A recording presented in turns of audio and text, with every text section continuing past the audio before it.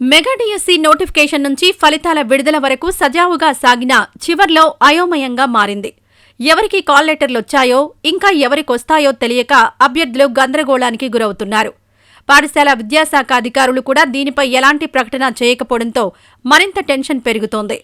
ఇటీవల జారీ చేసిన ప్రకటన ప్రకారం సర్టిఫికెట్ల పరిశీలనకు ఎంపికైన అభ్యర్థులకు మంగళవారమే కాల్ లెటర్లు విడుదల కావాలి. కానీ ఆ రోజు ప్రారంభమైన ప్రక్రియ గురువారం సాయంత్రం వరకు కొనసాగింది. ఓవైపు గురువారం ఉదయం 9 గంటల నుంచే జిల్లాల్లో సర్టిఫికెట్ల పరిశీలన ప్రారంభం కాగా, మరోవైపు అదే సమయంలో కాల్ లెటర్లు ఇంకా విడుదలవుతూ ఉండడంతో అభ్యర్థులు కలవరపాటుకు గురయ్యారు.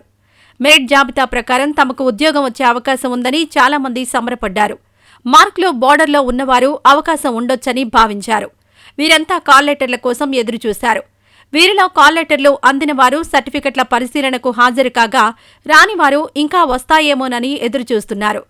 పాఠశాల విద్యాశాఖ ఎంతమందికి కాల్ లెటర్లు అందాయనే దానిపై ప్రకటన చేయకపోవడమే ఈ గందరగోళానికి దారితీసింది.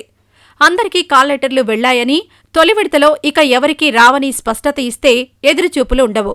కానీ ఆ వివరాలను అధికారులు ప్రకటించలేదు.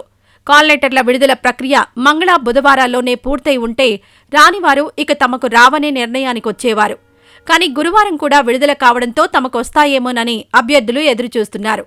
దీంతో సర్టిఫికెట్ల పరిశీలనకు ఎంపికైన వారి జాబితాలు ప్రకటించాలనే డిమాండ్లు పెరుగుతున్నాయి. పాఠశాల విద్యాశాఖ అటు జాబితాలు ప్రకటించకుండా, ఇటు సకాలంలో కాల్ లెటర్లు ఇవ్వకుండా సాగదీస్తుందనే విమర్శలు వస్తున్నాయి.